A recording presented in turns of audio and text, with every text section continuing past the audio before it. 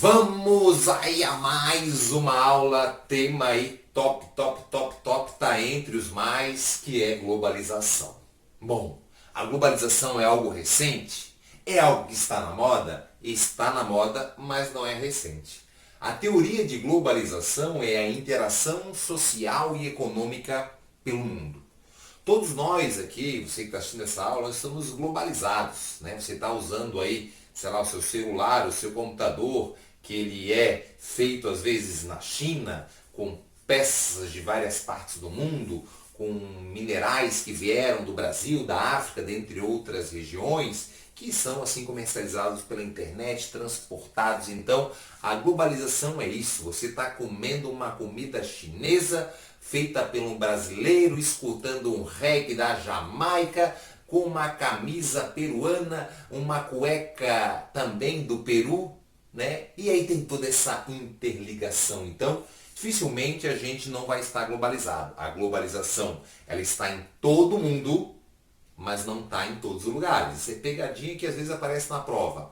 Porque lugar, o conceito de lugar na geografia é, né, aquela porção que está relacionado à experiência pessoal de cada indivíduo. Então existem, é raro, mas existem tribos bem isoladas que não têm nenhum contato com a globalização, com a tecnologia, nem com outros seres humanos. Então, por isso que a gente fala isso. Mas a globalização, como eu falei, ela não é algo recente. Então a gente vai começar a dividir ela em três fases básicas. A primeira fase, a fase das navegações, onde teve toda a expansão territorial, né, das colônias ali através das metrópoles europeias, Portugal, Espanha, Inglaterra. Então eles acabaram influenciando, né, indo em busca de novas terras, influenciaram a sua, né, questão social, a economia, a cultura. Por que aqui nós falamos português? Obviamente, por causa dos portugueses. Temos uma religião predominante, que é a religião dos portugueses. Então, é isso aí que vai acontecer devido a essa primeira fase. Então, foi uma fase conhecida como a expansão das colônias pelas metrópoles, e assim elas foram influenciando a sua cultura, a sua religião, né? E claro que teve essa interação com as culturas locais. Então, é a primeira fase da globalização, que foi ali do século XIV, XV aí para frente. A segunda fase foi a fase conhecida como a globalização da época, né, do que? Da industrialização. Então, a partir das revoluções industriais, onde quem detinha, né, a tecnologia, tudo isso, é conhecido como a fase do imperialismo. As nações, Inglaterra principalmente, foram, né, indo em outros países e aí influenciando a economia, o padrão de consumo, tudo isso foi acontecendo no segundo momento, beleza? Que vai ser ali século XVIII, XIX para frente. E a terceira fase, a fase tecnológica da informação, a fase da internet, que é a fase, como eu falei, informacional, da tecnologia bombando, que vai, né, a partir ali do momento da Guerra Fria para frente, a internet surge na Guerra Fria, e assim, após o fim da Guerra Fria, vai ter a velocidade total da propagação da informação. Então é conhecido como a terceira fase, a fase da tecnologia, essa terceira fase da globalização, ligado à questão da informação e ligado principalmente à internet. Essas são as três fases. E o mundo, claro, começa a ficar mais globalizado. Em cada uma dessas três fases, né, a questão de comércio se intensifica, né, pela facilidade que existe de transporte e de comunicação. Então nós temos aqui uma impressão que o mundo está cada vez menor. Antigamente você demorava meses para vir da Europa para a América e hoje você vai num dia. Com esse processo de globalização vai mudando a famosa DIT. A DIT é a Divisão Internacional do Trabalho.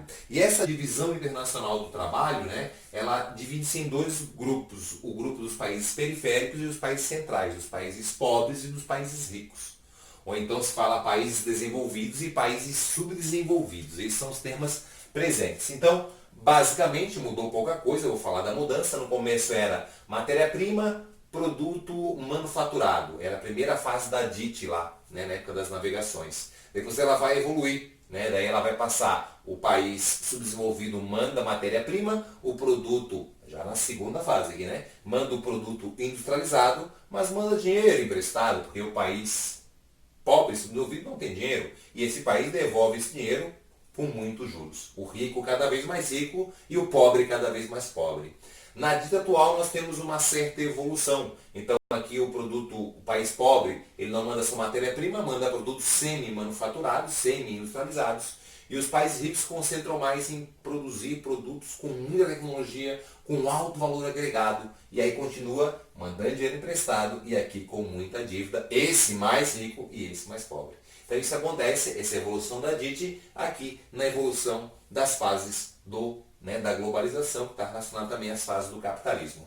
As consequências importantes dessa globalização, nós temos primeiro um padrão de consumo que é embutido. Então, nós temos hoje uma necessidade de consumir que através da informação pelas mídias, pela TV, pelos meios de comunicação, a gente tem um padrão de consumo cada vez maior. Isso, claro, que gera impactos ambientais, intensificam-se conflitos, porque nações, algumas dominantes, vão buscar mais matéria-prima, vão influenciar governos, vão promover guerras, e tudo isso por esse padrão de consumo, a necessidade de consumir, que a gente acaba, às vezes, enraizando, mesmo não tendo necessidade de trocar, de comprar um novo, mas isso é colocado através da informação que a gente tem que trocar.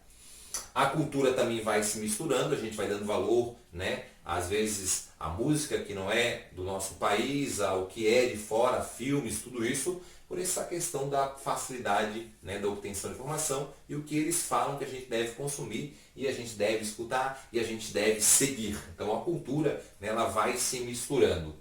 E a velocidade, como eu falei, a velocidade é cada vez maior. Então assim, hoje em dia nós temos uma velocidade de propagação da informação de uma forma gigantesca. A gente vê em tempo real o que está acontecendo em outras nações, ou também em tempo de deslocamento é muito menor. Então, através da globalização e seu avanço, nós temos uma sensação que o tempo, não temos tempo para nada, porque a gente vive nessa roda.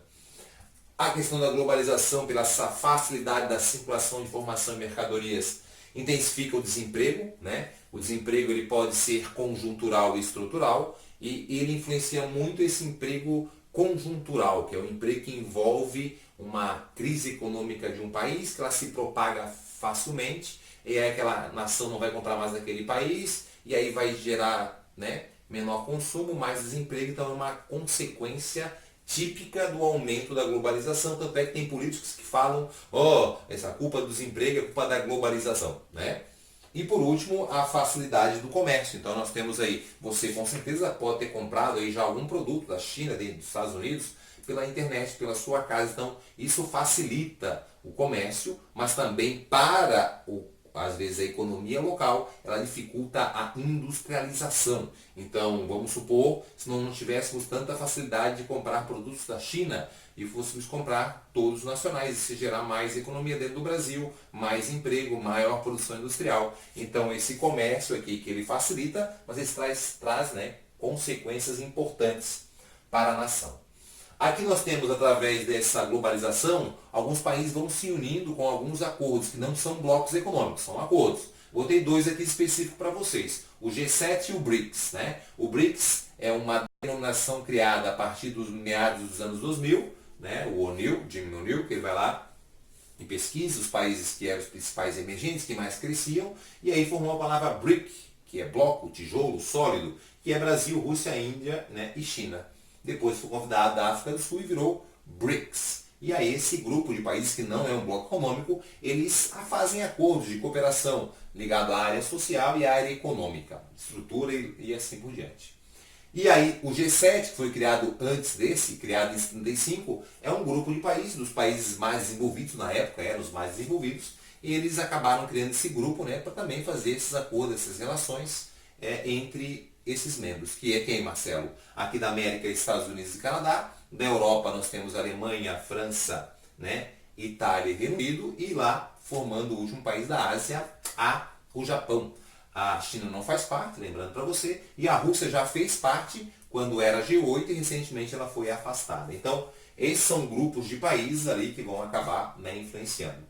E para fechar essa aula que é bem curtinha, bem simplesinha, sintetizamos esse assunto, nós estamos as crises. Nós falamos que através da globalização facilita o comércio, mas também nós temos a evolução e a velocidade da propagação das crises. Isso aqui já foi questão de Enem, comparando as duas crises, que elas tinham de semelhança e tinham de diferença. A semelhança é que as duas envolvem o mercado especulativo, as ações.